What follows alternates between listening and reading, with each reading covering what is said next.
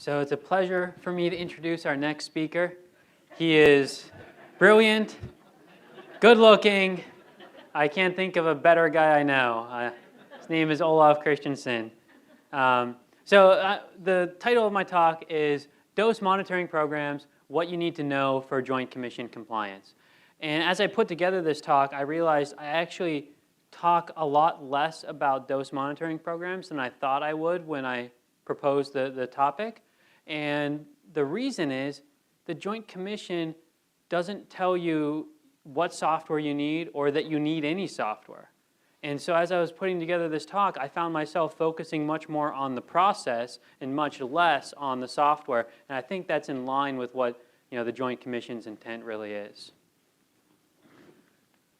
So I already told you a little bit about my background, but just a couple things to point out. I work with a large number of hospitals. I have a background in writing my own dose monitoring program. I also wrote the original version of the size calculation to enable the SSDE that's in use by the Dose Index Registry. So I've done a lot of work in this area about how to use dose monitoring programs. I mentioned before the CDOS program. I'm going to just go through this quickly.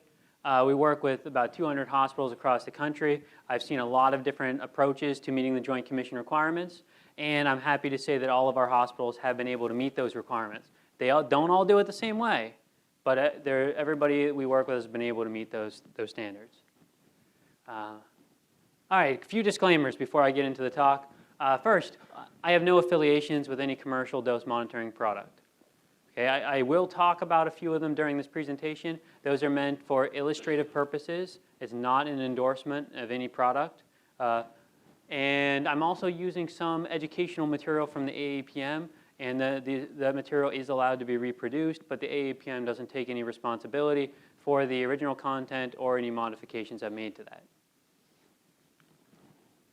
All right, so what are my objectives? Well, the first one is, what does the Joint Commission actually want you to do? And we already heard about that earlier today. I'm going to reiterate a lot of the same things that Andrea Brown mentioned earlier. Second is how to establish expected dose index ranges. And the third one is how to implement the expected dose index ranges. And then the last one is what to do when you have an exam that exceeds those expected dose index ranges. Now, I'm focusing a lot on expected dose index ranges.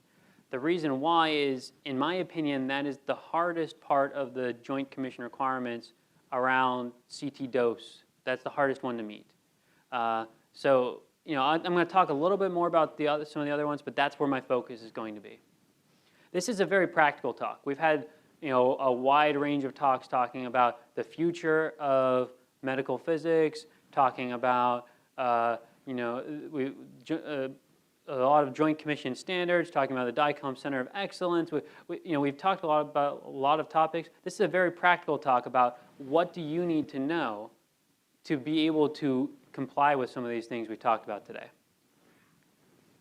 All right, so the Joint Commission requirements. This is probably too small to really read. I'm just going to go through it and just summarize it. The first requirement says that the organization documents the radiation dose index, and that's CTDI-vol, DLP, or the size-specific dose estimate, SSDE, on every study produced during a diagnostic CT examination. The radiation dose index must be exam-specific, summarized by series or anatomic area, and documented in a retrievable format. Some people have said, aha, I need dose monitoring software for this. That's not true. That's not the case at all.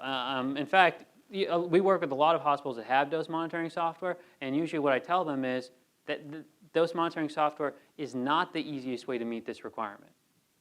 It is a way to meet it, but the easiest way to meet it and to show you're meeting it is to send your dose page to PACS, which almost everybody's doing already. And then when the Joint Commission is conducting a survey and they say, show me you're meeting this requirement, your technologist doesn't have to try to log into whatever program they have and they can't remember their password and problems with that, or your data wasn't coming across in the last month and you didn't realize it until right then when the Joint Commission's on site. No, you just log into PACS, show them, yes, our dose page is in PACS and it meets this requirement. That's the easiest way to meet it. Second requirement says the organization establishes or adopts diagnostic CT imaging protocols based on current standards of practice, which address a number of key criteria. Well, I asked this question earlier about what does it actually mean to establish CT protocols, and Andrea Brown gave a very vague answer of, as long as it meets the requirement, then it meets the requirement. The way I interpret this, there's a lot of ways to meet all the Joint Commission requirements. I like to actually have a physical, well, not necessarily physical, but I like to have a copy of the protocol that is maintained outside the CT scanner. And the big reason I like to do that is not only does it help you meet this requirement, but if something happens to your protocols on your scanner, which I have heard of happening, you have someone come in for PM on the scanner and the protocols get changed back to the default values, and now you have no idea what your protocols were before, you have to start over from scratch. If you maintain them outside the scanner, you have a backup to fall back on.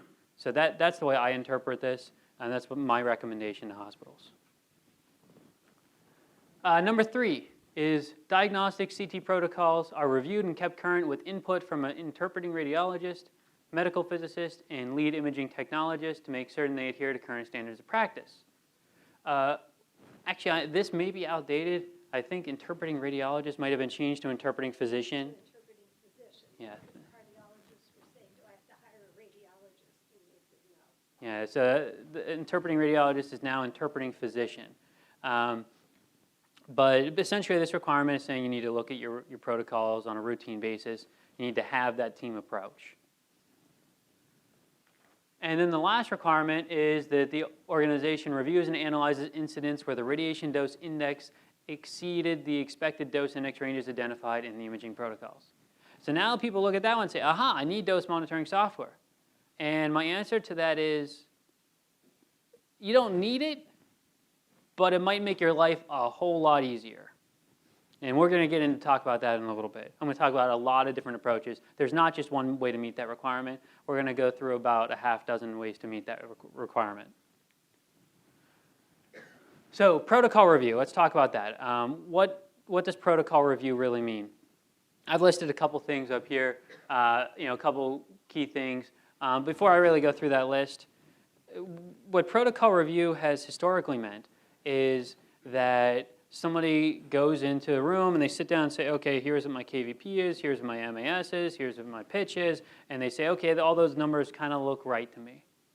And I think that's a really bad way of reviewing protocols, because that relies entirely on my experience to have seen on that scanner exactly what are good values and what are bad values, and I have no idea of what the actual image quality that results out of that protocol is. And it might, especially if you're looking at tube current modulation, it can get very tricky. My thought is we need better data. We need more data to look at protocols and not just look at what are the scan parameters. So a few things I just want to outline. Form a committee.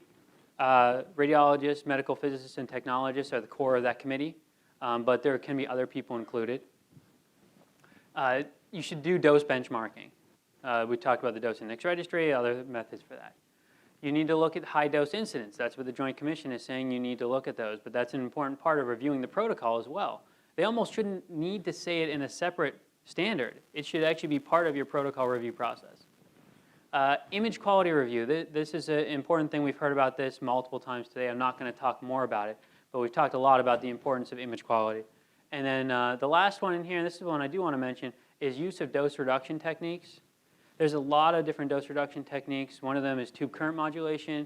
Another one is iterative reconstruction. Now people are more and more using automatic KV selection. So we're starting to see more and more dose reduction techniques. And it's not just are you using them, but are you using them effectively? Like we talked about tube current modulation, just turning it on doesn't mean you're really using it. I can't tell you how many times I've looked at a protocol at a hospital and every patient gets the exact same dose, whether they're 150 pounds or 300 pounds. That's not using tube current modulation just because it's on. So it's about, are you actually using those technologies? We talked about benchmarking in the past. This is just an example of some of the reports we provide to hospitals we work with. And the goal here is to say, are you within what your expectation is? But here's where I really want to spend most of our time talking about expected dose index ranges. So how should you choose an expected dose index range? There's a number of different methods that you can look at. Number of different metrics you can look at. You can look at CTDI, and we heard about CTDI versus DLP versus SSDE, and I'm not going to go into the science behind them, but what I'm going to talk about is the very practical aspects of how this affects what's going to happen when you set up an expected dose index range based off of these values. So CTDI, as we heard before, is dose to a phantom, not patient dose. It's reported in milligray, that's the units it's usually in. And one of the things I want to highlight is you cannot sum acquisitions most of the time. There's exceptions to that, but most of the time, if I scan a patient multiple times, I have no way of combining those values together. SSDE is similar to CTDI. It's basically a size-adjusted CTDI. It is the closest thing we have to patient dose. It is not reported by the vendors yet, although there's work to go that direction. It has some of the same limitations as CTDI. You cannot sum exams. It's closer to the patient dose, whereas CTDI is really more tube output. SSD is really more like patient dose. And then there's DLP, and DLP is essentially the CTDI multiplied by the scan length. It's still dosed to a phantom, not the patient. It's reported in milligray centimeters. But here's the big difference between DLP and the other ones, is the DLPs, you can actually sum them together and get a total DLP for that exam. And that's actually a really key difference. And the reason I think that's so important is because of images like this. This was from Mad River. And this was a 2-year-old patient that was scanned, and due to a combination of operator error and machine malfunction, this patient was scanned over 100 times. And the only reason it stopped is because the parent was in there for half an hour and eventually said, "What's going on?" And this is not happening at hospitals across the country. This is a very rare sort of event. Certainly you would like this to have been captured by any sort of alerting that you have, but you don't plan, you don't expect this event to happen at your hospital. But how often are you scanning a patient and you miss a contrast bolus and you have to rescan them? How often does the patient move and you have to rescan them? There's a lot of things that happen that result in patients getting scanned 4, 5, 6 times, and I'm not saying it's bad. If that's what was necessary for the care for that patient, then that's what was needed. But when that happens, I think it's worth looking into why did it happen? Was there anything we could have changed to prevent it? And that doesn't even mean that the person doing the scan did something wrong. Maybe you can change something about your policies to prevent that from happening. Maybe for pediatric patients, you can use more techniques to keep them still. There's a lot of different things you can look at. But for that reason, I highly recommend that when you set up an expected dose index range, you include total DLP or the number of irradiation events into what you're setting up. If that patient there, if you had alerts set up based off of just CTDI, that would not have triggered an alert. All right, some practical advice. Operator education is essential here. These are values, not limits. There's a lot of reasons why you might get a high dose. Could just be a big patient, or like I mentioned before, it could be because your patient moved. There's a number of things that can happen. Going above these values doesn't mean something was wrong. It just means that it's worth looking into to see what happened.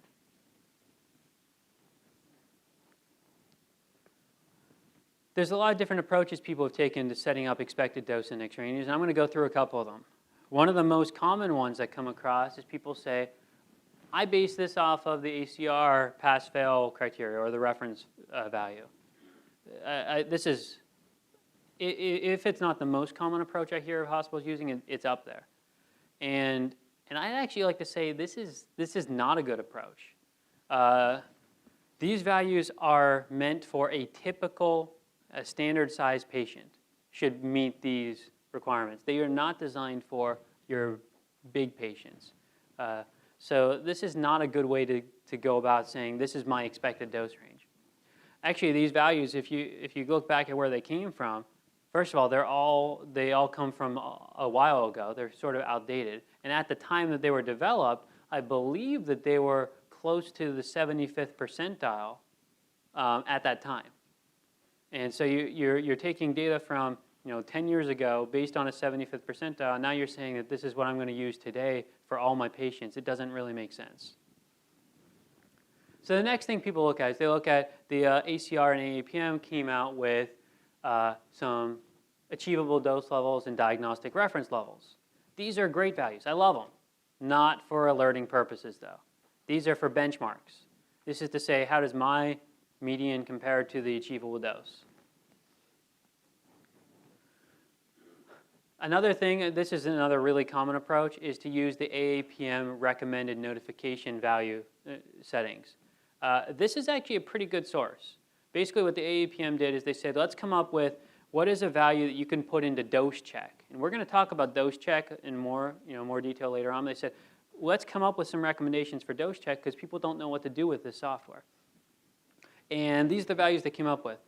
The way they came up with this is basically the 95th percentile across the country. And so that's not a bad place to start, is to say the 95th percentile across the country is where I want to put my threshold for where I'm going to start to look at stuff. One thing that is a limitation is there's no DLP in here. Okay, so that's kind of a hold up. The other thing you might see is that there are age brackets. There's no size brackets, and the age brackets may not match up with your ages at your hospital. Maybe you don't do 0 to 2-year-olds, maybe you do 0 to 3, and then you do 3 to 7. That doesn't really match up with here. So that's a challenge.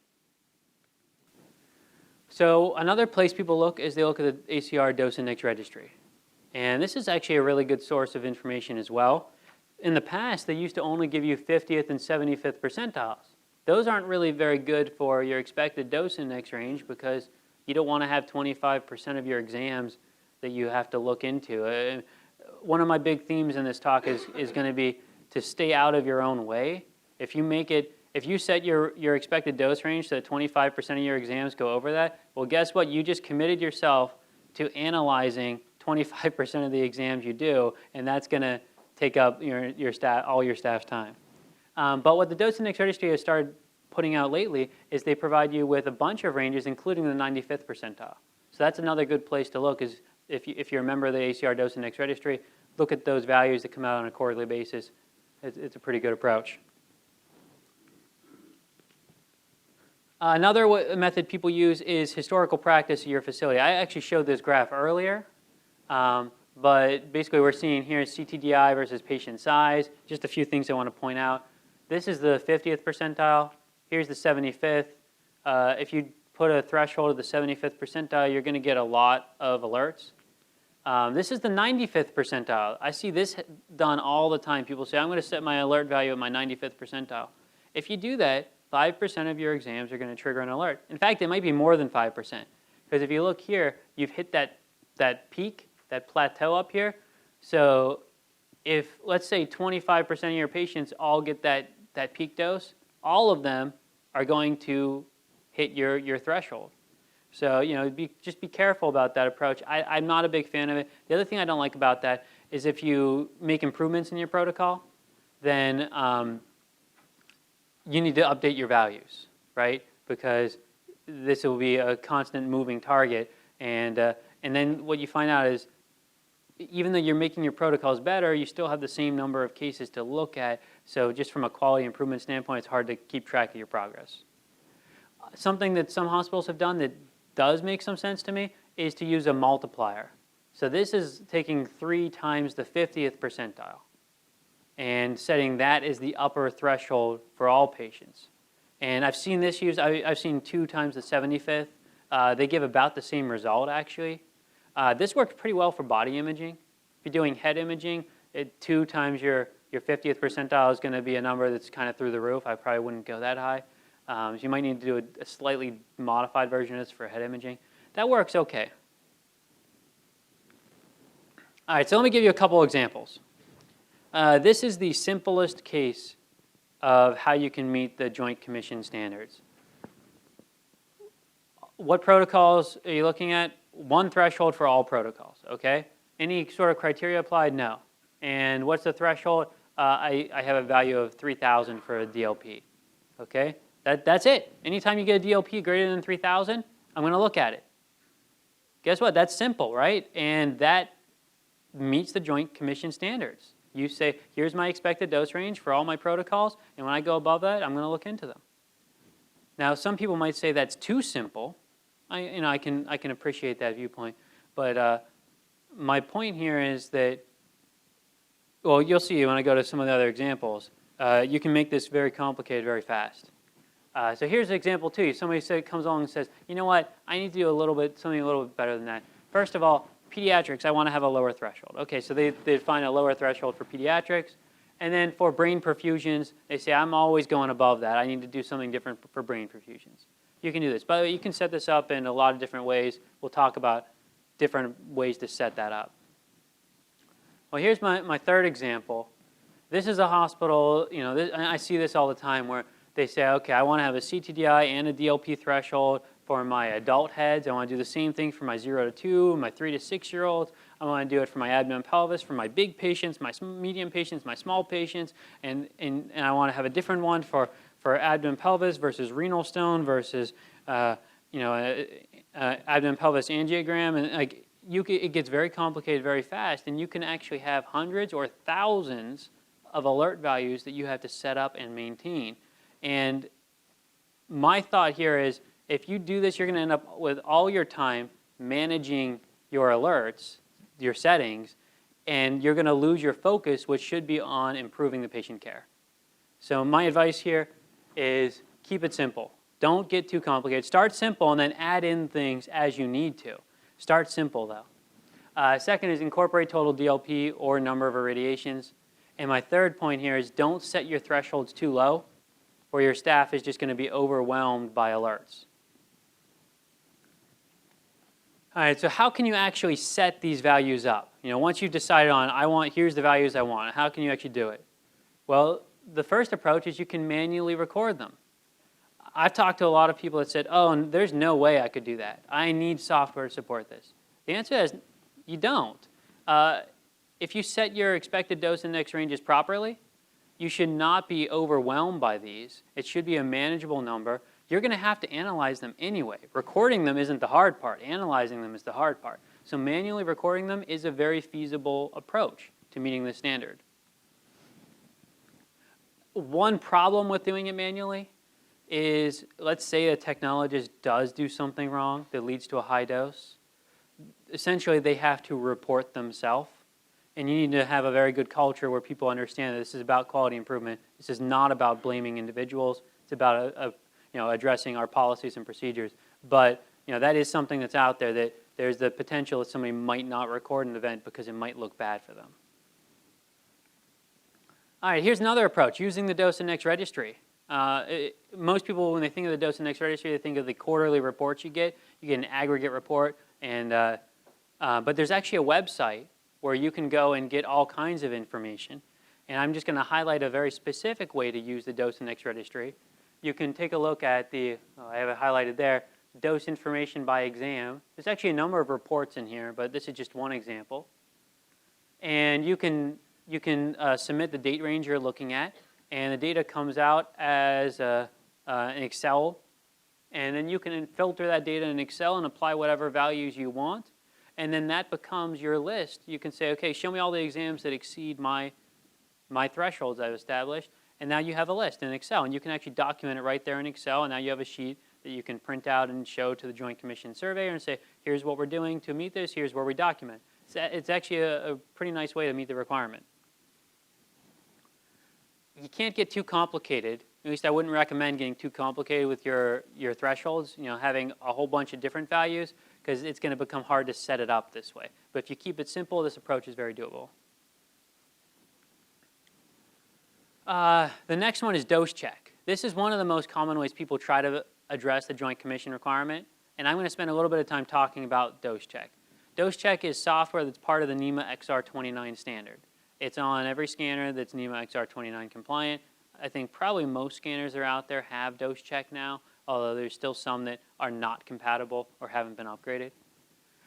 It supports, this is the key difference between it and other things that are out there, is prospective notifications and alerts at the console. So prior to scanning the patient. Any events that do occur are recorded in the log file on the scanner, and you can use those for documentation purposes. So what are notification values? Notification values are used to trigger a message when a single planned confirmed scan is likely to exceed a pre-programmed value of CTDI and or DLP. So what does that mean? Notification values are for a single acquisition.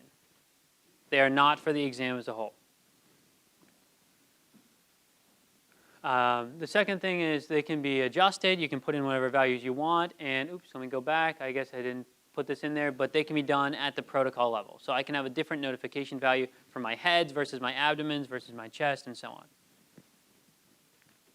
Here's an example of what the screen looks like when you get a notification message. Pops up and says, you know, your CTDI exceeds your notification value, and you can enter a diagnostic reason. That's actually optional, but I highly encourage you, if you're using this, to always enter a reason, even if that reason is, I'm not sure what happened.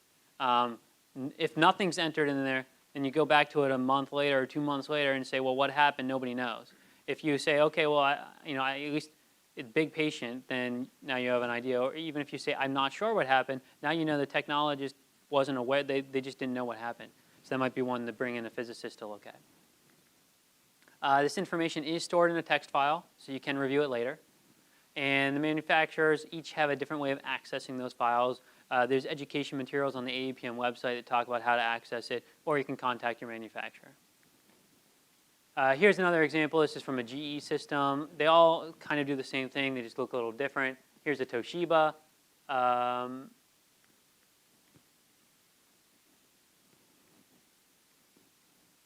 Maybe the battery's dying on this. Oh, here we go. All right, now alert values. Alert values are different than notification values in a few critical ways. First of all, alert values apply to all protocols. Okay, it's one value for all protocols. Second thing is alert values sum across the exam over one location. So if you set an alert value, the default FDA recommended alert value is 1,000 milligray. It's going to actually sum those CTDIs. Now remember earlier I said you can't do that. You can't add together CTDIs. Well, they take into account where the table is, and they only add it for parts of the scan that overlap, and that is actually an okay way to do it. So that's how the alert value works. FDA recommended default value is 1,000 milligray. Basically, the way they came up with that is the threshold where you start to see skin effects is 2,000 milligray, and they said, even though this isn't exactly skin dose, they said, well, let's just go to half of that, so we're below the threshold where you see skin effects. This is essentially designed to prevent the people from losing hair and things like that. Here's what this looks like, pretty similar to your notification values. One key difference here, another thing I should have pointed out, is you have to enter your name when you get an alert, and there is a password. This password is actually optional, at least on some of the vendors, but this creates a little bit of a logistics problem because, I shouldn't say logistics, creates a little bit of a problem though, because if you've got a patient on the table that needs to have a scan and the person who's conducting that study doesn't know the password, now you've got a problem. And I've heard of that happening in a few hospitals. Here's an example of what this looks like on GE. Here's what it looks like on Hitachi. Here's what it looks like on Toshiba. They're all kind of the same. They all provide you with a message, and you can enter a diagnostic reason. All right, so this is what I was mentioning before, some practical advice here. If you're going to have alerts set, make sure that everybody who might use that scanner knows that password, because you don't want to run into a situation where you can't scan the patient. Another thing I want to point out about this is 1,000 milligray is really high. You're not ever going to hit that with most diagnostic studies. It's not possible, no matter what you do. The only two exceptions to that is brain perfusions. You possibly could get that high. And the other one would be interventional studies. So if you're doing like some sort of cryoablation or things like that, you might actually routinely hit values that high. And that actually causes a problem for places that are doing that, because you don't want to have to keep having this alert pop up in the middle of a procedure. So a lot of sites actually turn this value off. And there are a couple ways you can turn it off. You can either delete the value or enter a 0 value, and it'll actually shut off the alerts. You can actually set a higher alert. That's another approach to dealing with it. But so just be aware of that if you do those type of procedures, that you might run into issues. All right, so before I move on to dose tracking software, dose check, you can use dose check to meet the Joint Commission standard. But here's the problem as I see it. I'm cautious to use the alert value because I don't want to. I'm worried about problems with the technologist entering the password. I don't want that to happen too often. And the notification value is very useful, but the notification value doesn't sum across multiple acquisitions. So me personally, I like to use dose check because it's prospective. I like that side of it, but I don't like to use it as a way of meeting the Joint Commission standards. Yeah? You can't, because the Joint Commission wants the actual numbers, not the pre-scanned numbers. Good point. Yeah, you're right. If anybody couldn't hear it, the Joint Commission wants the actual scan versus dose check, which is the prospective predicted value. And that's a good point. Thanks for bringing that up. I mean, one way you could do is you could say if you exceed your notification value, then you could retrospectively check it, and then that might meet the requirement. But yeah, yes. All right. So what about dose tracking software? We talked about a lot of other approaches. Dose tracking software is probably what the majority of this talk you thought it would be about. Dose tracking software, I'm going to use DTS for that. It enables retrospective alerts and email notifications. I say retrospective because it's after the patient was scanned. It can be almost real time. It can be, you might get an email within minutes of scanning a patient. Alerts are often more flexible. You can set, depending on your software, you can set up values that are based on patient size, different ages. You can set up your own protocol mappings. You have a lot of options. That's a really nice feature. And you get enhanced visibility. That's actually probably the biggest feature for me, is if I'm a manager, I want to be able to see that data, and this gives me a good way to do it. I'm sure what's on a lot of people's minds if you're looking at dose tracking software is which software should you get? That's probably the most common question that I'm asked. And if you're expecting me to answer that today, then you're going to be disappointed. Here's what I have to say about that. All the software can be used to meet the Joint Commission standard. Okay, every single piece of software I've worked with can be used for it. So I don't think that that's going to become your determining factor in the software you purchase. It's going to be other features. It's going to be, how easy is it for your staff to use that software? Do you like the way they present the data? Are there features you like organ dose estimates, or being able to see where you scan and did you go outside the localizer, things like that. So it's probably going to be some of the other features that really determine which software you look at. Of course, pricing will also play into that thought process. Just some more practical advice on this. A lot of the way people set up the alerts when you get a dose tracking software is you map protocols to what some sort of protocol mapping, whether it's using the Radlex playbook or creating your own, and then you go in for each one of those entries and create a specific value for that protocol. This creates a little bit of a problem because what I've seen happen time and time again is those mappings get broken because you had an upgrade to your scanner, you changed your protocol names, or you don't even know what happened. It was fine last month, but now this month your protocol your protocols aren't mapped anymore. If you're relying on that protocol mapping for your expected dose index ranges, then you're potentially setting yourself up for a problem where you might have patients that are going unmonitored. So it's okay to do that, but you should always have some sort of safety net, something that applies to all patients regardless of whether your protocol is mapped or not. So that would be my recommendation there. And I'm just going to give a few examples. In Radiometrics, there's something called a default exam, DRL, that you can set up that applies to all patients. In DoseWatch, they have a similar feature. It's called DRLs. You can go in and you can set values, and you can choose what studies it applies to and which ones it doesn't. Using NexoDose, you can select all protocols or select some. So every single one of them has some way to handle this. They're all a little bit different. But you should look into some method that applies to all protocols. So which method should you use? We talked about a bunch of different ways to do this.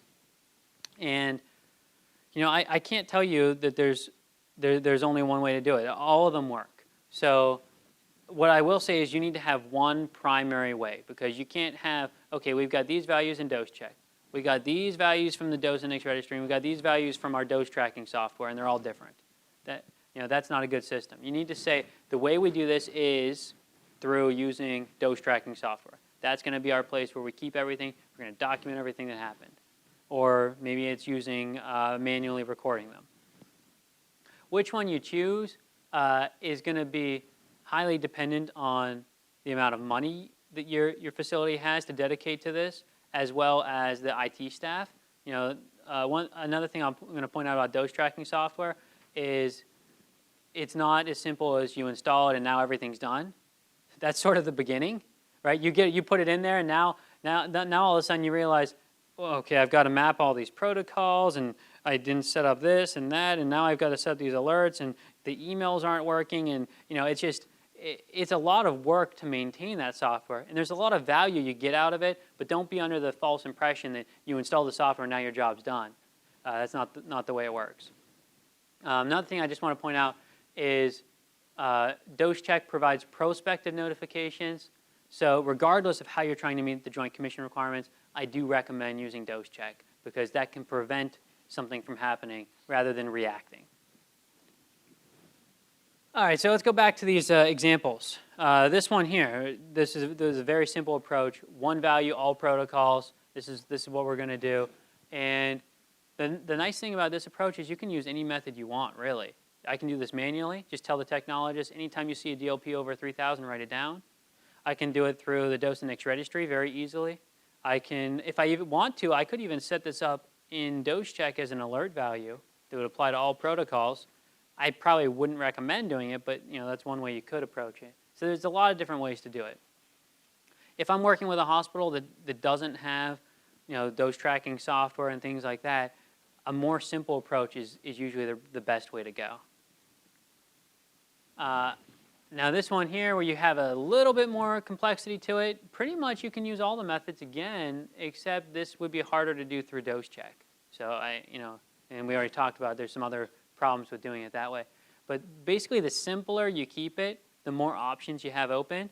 If you start to move to something that's more complicated like this, where you might have hundreds or even thousands of different alert values, I'm not going to say you can't do it through another method, because you can, but the time it's going to take for your staff is going to make this impractical to do by any other means other than using dose tracking software. And even still, I would not recommend this, because you're going to end up spending all your time in your dose tracking software, checking values. Why didn't this work? We got these alerts, and we shouldn't have. Oh, this setting was wrong. This protocol mapping was broken. You're going to spend all your time dealing with those issues rather than focusing on improving the patient care.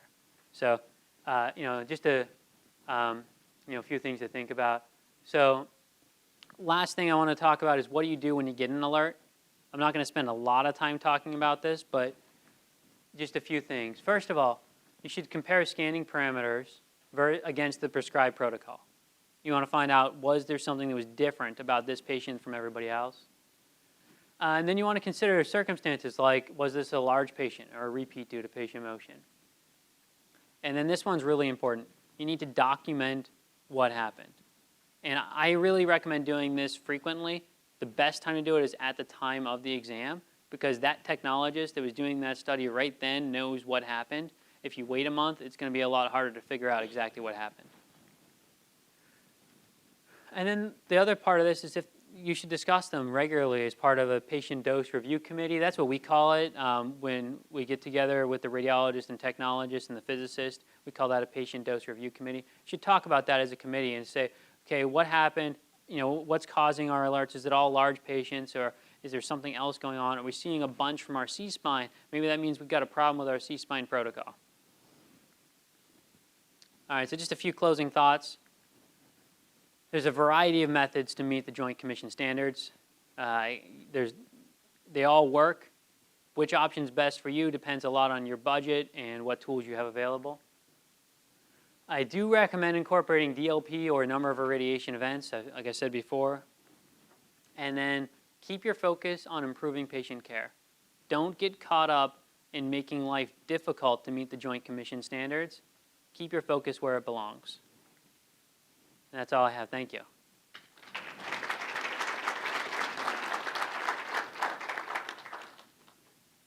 Questions?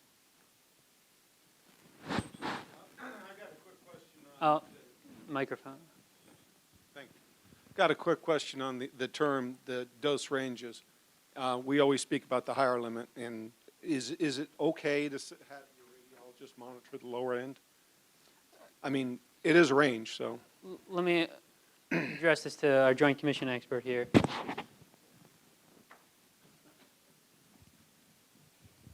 Absolutely.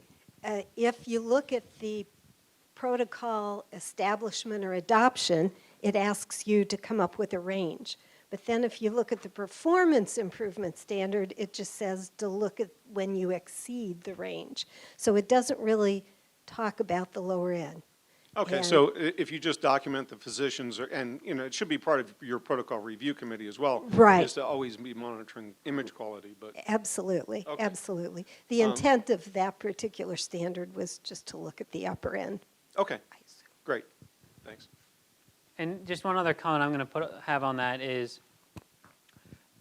really the best way to do this is based on patient size. So if you look, part of the problem is if you look at all the patients together, there's such a broad range of doses between your smallest and largest patients. It's more than a 10-fold difference in dose. So it's hard to even set a minimum value if you're doing it that way, because it might be almost zero, right? So that's one of the challenges. Now, if you break it up by size, you can say by size for a 30-centimeter patient, it should be between 10 and 15 milligray, or whatever your values happen to be. But you can't do that if you're looking at everybody together.